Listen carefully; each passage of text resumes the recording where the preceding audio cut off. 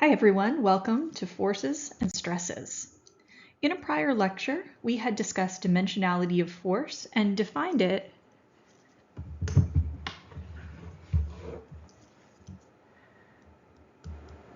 as a force being equal to a mass times the length per unit time squared. And here we defined that in SI, the units of force would be in newtons, and in U.S. customary units, we would be working in pounds of force. So in the prior video, we had contrasted force with mass. And in this video, we're going to talk about the relationship between a force and its stress. So a stress is typically given the variable of Greek letter sigma and is defined as being equal to a force per unit area. So in SI units, we might represent stress as something like a Newton per meter squared. And just like in SI, the units of force are given a special name, a Newton, after Sir Isaac Newton. There's a special name for units of stress in SI units. These are known as pascals. And so this unit is named after a French physicist named Blaise Pascal, who made important contributions with his work to understanding of pressure, which is a type of stress. In U.S. customary units, we might be looking at something like a pound of force per square foot or a pound of force per square inch. Oops, sorry, I forgot the square on my feet there.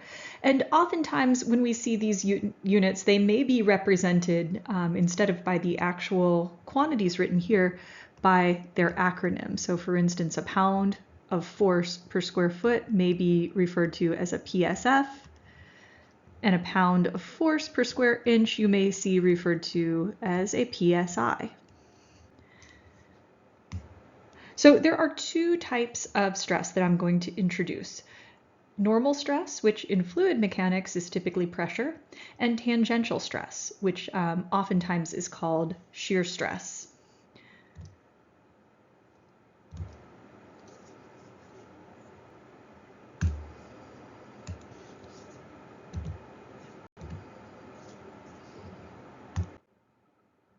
So you'll recall from another prior video that force is a vector, and we defined unit vectors specific to force that are relative to the surface of an object that a force may be acting on. Like this object is acting on the surface of this object at some angle theta relative to the surface. So if we zoom in here on a differential area of that object surface, which has an area of dA, we can break down the force into its components. So for instance, in the normal direction,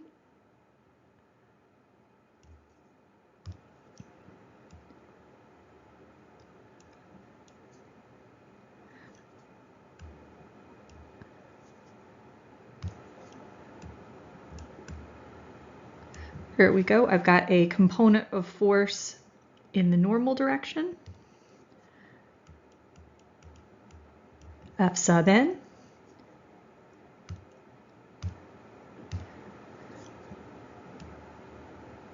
And then in the tangential direction,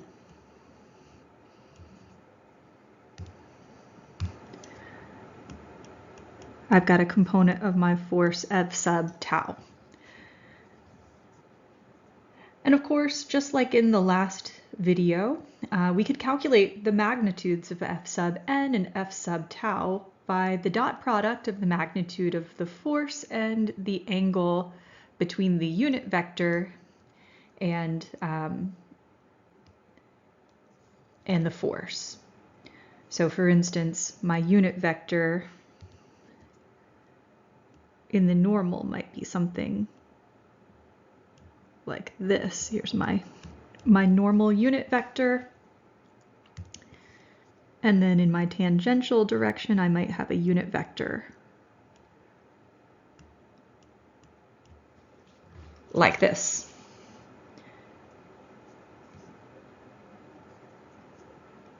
So in the case of,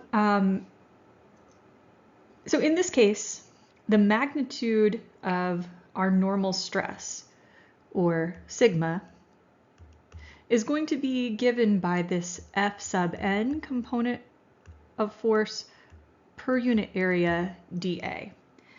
And then our magnitude of tangential or shear stress will be given by the shear component of the force per unit dA. So in fluid mechanics, the forces that we are most often concerned with are forces that are generated by the fluid itself. And we can separate our analyses in fluid mechanics into two groups. So those into which the fluid is at rest, which we call fluid statics, and those of moving fluids, fluid dynamics.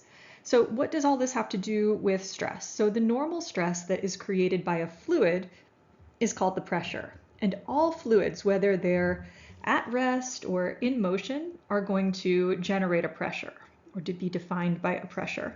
On the other hand, it's the movement of the fluid that generates the tangential or shear stress. So when a fluid is at rest, all of the layers of the fluid are moving at the same rate relative to one another, which is velocity 0, right? It's at rest, so no part of that fluid is moving if it's at rest.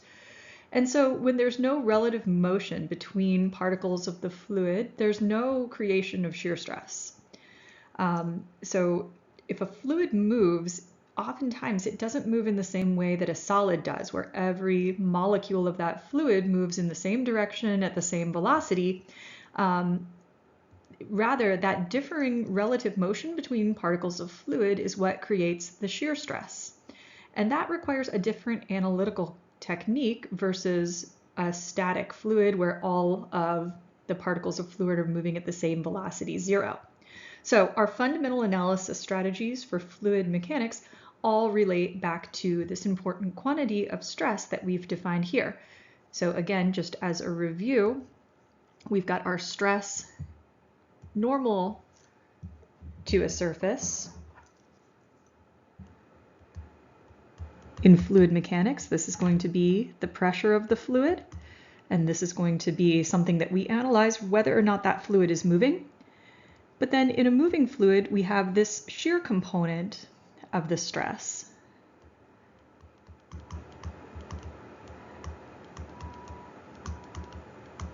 Which we additionally are going to have to take care of in moving fluid analyses.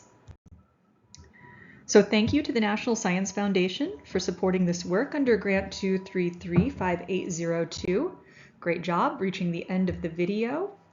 And please enjoy a moment of Zen. I study fluid mechanics because I love water and healthy aquatic ecosystems. Whatever your passion is, I hope it motivates you to continue your study of fluid mechanics.